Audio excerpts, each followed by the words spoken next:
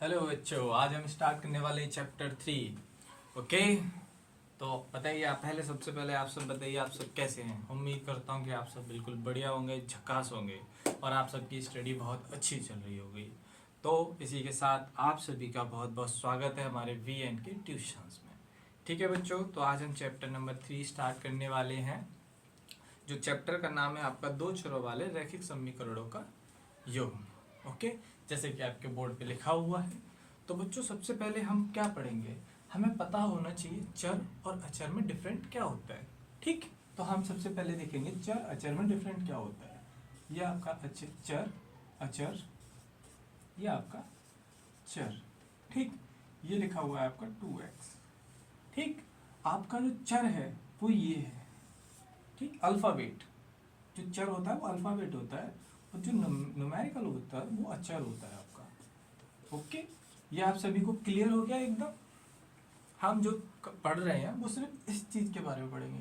ये जो पॉइंट लिखा हुआ है इसके बारे में हमें इस चैप्टर में पढ़ना है। दो चरों के बारे में पढ़ना है। अब यहाँ एक चर लिखा हुआ है, ऐसे मैं आपको लिख के देता हूँ 2+2 ओके, तो ये क्या कितने चर हो गए, ये और ये दो चर हो गए। तो वही आपका चैप्टर कहना चाह रहा है कि दो चरों वाले रैखिक समीकरण का युग्म आपको इस चैप्टर में पढ़ना है। ठीक, तो बच्चों सबसे पहले आपको ये पता होना चाहिए था, वो मैंने आपको क्लियर करा दिया। ठीक, अब हम चलेंगे कि दो चरों वाले समीकरणों में जो व्यापक रूप होता है वो किस तरीके से डिवाइड करते हैं उसे। ठीक, तो सबसे पहले बच्चों आप लोग देखो, ये व्यापक रूप है समीकरण का। ये लिखा हुआ है आपके पास A1 समीकरण, दो समीकरण आपको दे रखे हैं बच्चों। उसमें क्या है आपको ये दिया A1 B1 C1, इक्वेशन 1 समीकरण 1 मतलब। ठीक, दूसरा A2 B2 C2 समीकरण 2। क्लियर बच्चों। अब आपको क्या है, आपको मैंने ये लिख के दे दिया व्यापक रूप समीकरण का। ठीक है, अब आपको नहीं समझ आया, मैं आप इसके लिए मैं आपको एक एग्जांपल दूंगा, आप उससे और अच्छे से क्लियर हो जाओगे। ठीक है बच्चों, तो बच्चों एग्जांपल क्या है हमारा, 5x plus 4y plus 2y, sorry 2। Okay, अब दूसरा एक और समीकरण होगा, इसमें क्या रहेगा हमारा 2y 2x प्लस c, मतलब c की जगह हम कोई अल्फाबेट लेंगे, जैसा कि वो 8 ले लिया। क्लियर, समीकरण 1 समीकरण 2।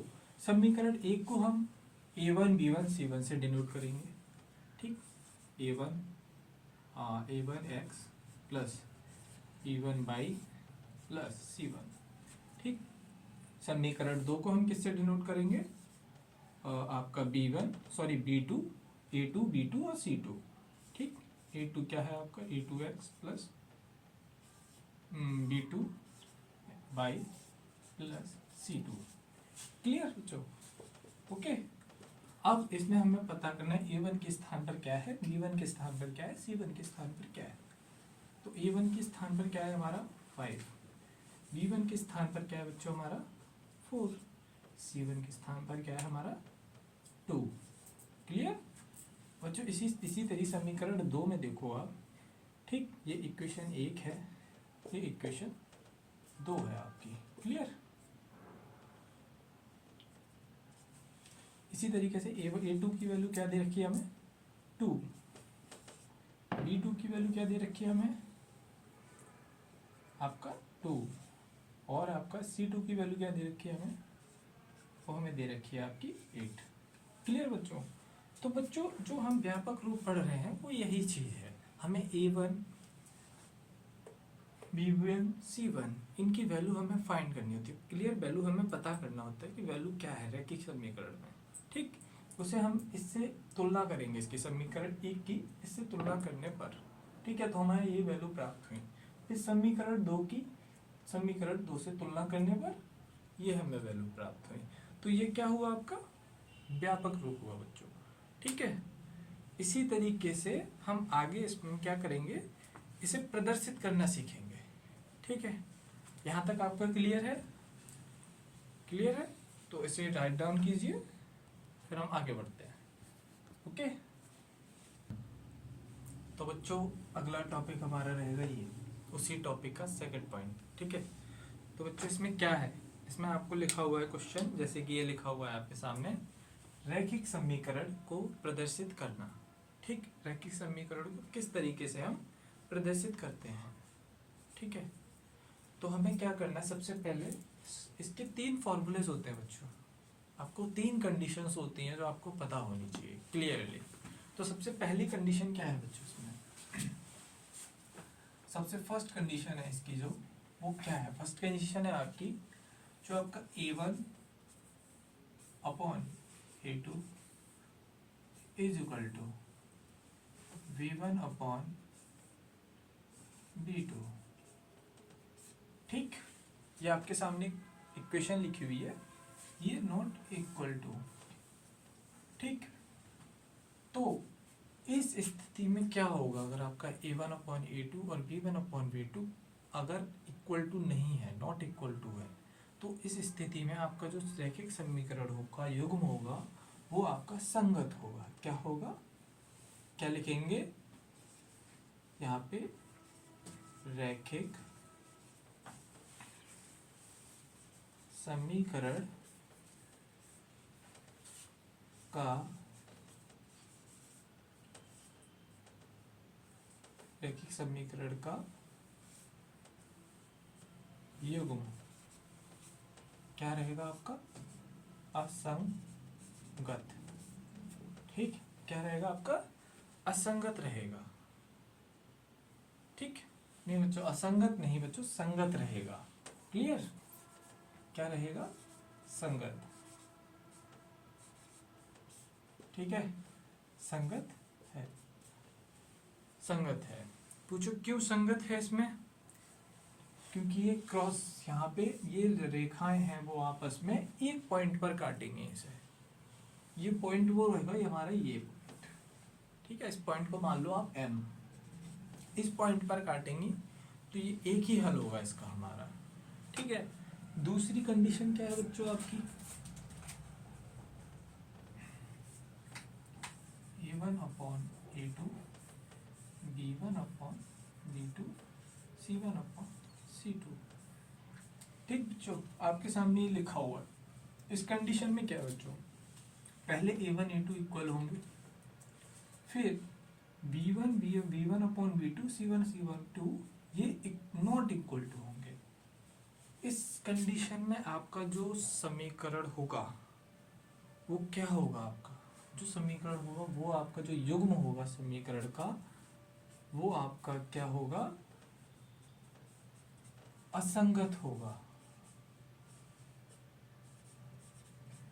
क्या होगा, असंगत है, क्योंकि यहाँ क्या होगा बच्चों, यहाँ पे जो ये दो जो समीकरण है, वो ये दो रेखाएं जो जाएंगी वो आपस में कभी मिलेंगी ही नहीं, वो एक दूसरे के पैरेलल रहेंगी, ठीक है, समांतर रेखाएं, एक दूसरे के समांतर, ये रेखाएं कहीं भी जाकर नहीं मिलेंगी, तो इसमें क्या हुआ, असंगत, इसका कोई हल नहीं निकलेगा, ठीक है। ऐसी कंडीशन नंबर थर्ड,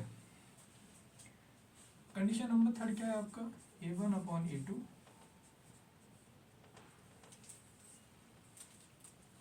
बराबर B1 upon B2 C1 upon C2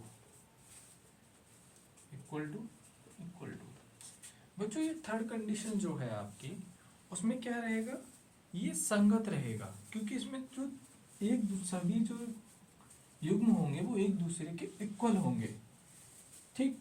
तो इसकी जो लैंग्वेज है वो सेम रहेगी, बस वन वर्ड चेंज होगा, इसमें लिखा जाएगा संगत है, क्लियर। अब इसमें क्या रहेगा, ये एक रेखा जा रही है इसमें, ठीक है बच्चों, ये एक रेखा जा रही है, ठीक। जो इसमें जब बराबर होंगी तो ये दूसरी रेखा भी इसी के ऊपर जाएगी, यहाँ से ये दूसरी रेखा इसी के ऊपर है, तो ये हमारा क्या हो गया, संगत।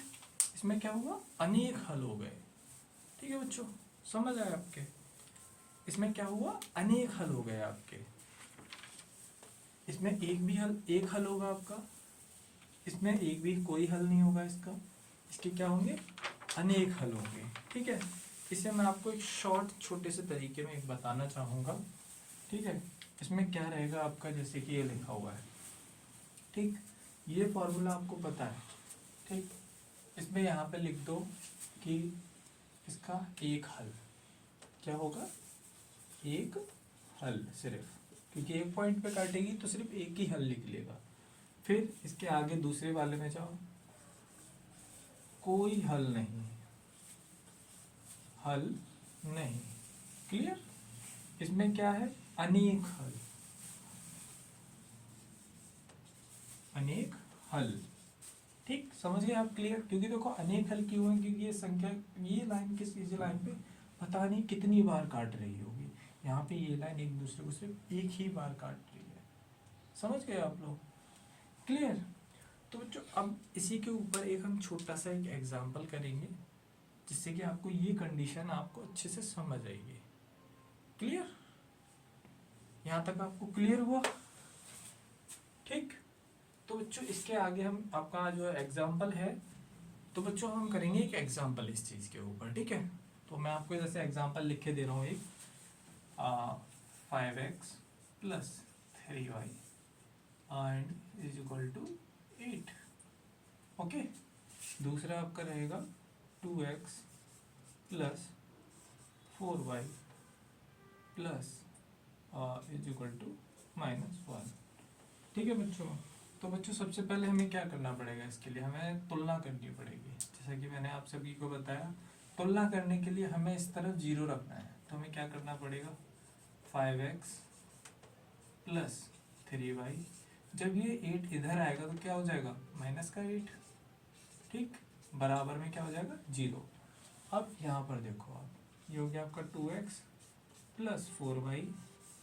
ठीक, बराबर जब ये -1 इस साइड आएगा तो क्या हो जाएगा, +1, तो ये हो गया आपका 0। अब हम इसकी तुलना करेंगे बच्चों।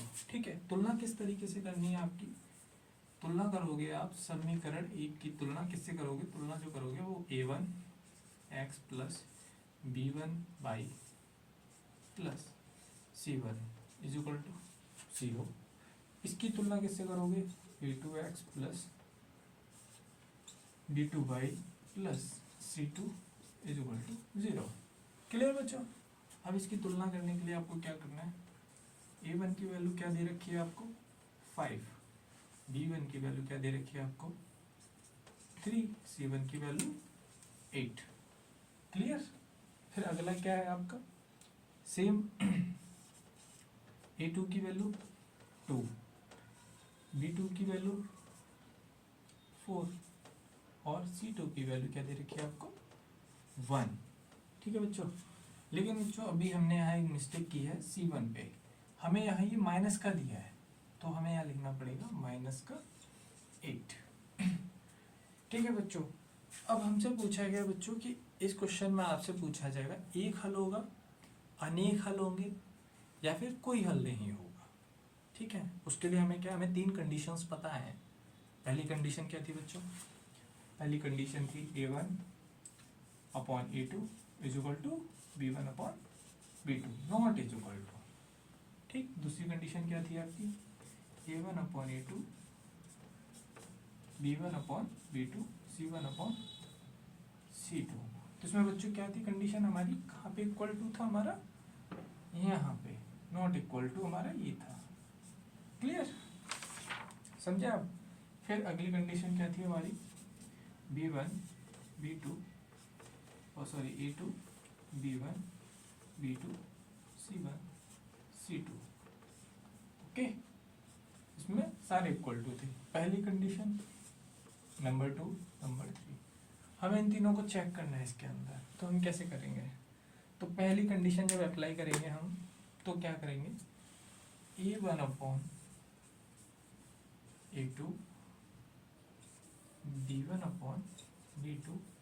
ठीक, अब यहाँ रखे देखो आप, सबसे पहले a1 की वैल्यू क्या है आपके पास, क्या दे रखी है a1 की वैल्यू, 5। ओके, a2 की वैल्यू क्या दे रखी है, 2। क्लियर? फिर b1 की वैल्यू क्या दे रखी है, 3।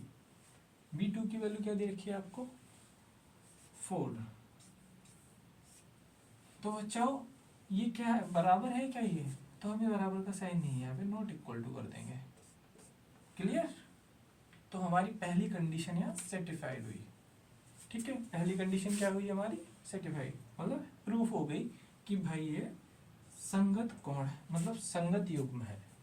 क्लियर? क्या है ये, संगत युग्म है। ठीक, क्योंकि ये जब इक्वल नहीं होता तो मैंने आपको बताया लाइन कहाँ काटती है, कहाँ काटती है लाइन, एक पॉइंट पे, 10 पॉइंट पे जब लाइन हमारी चलती है तो इस पॉइंट पे काटती है लाइन। ठीक है, तो इसकी क्लियर हुआ आप लोगों को? ठीक, पहली कंडीशन, ये हमारी पहली कंडीशन होगी।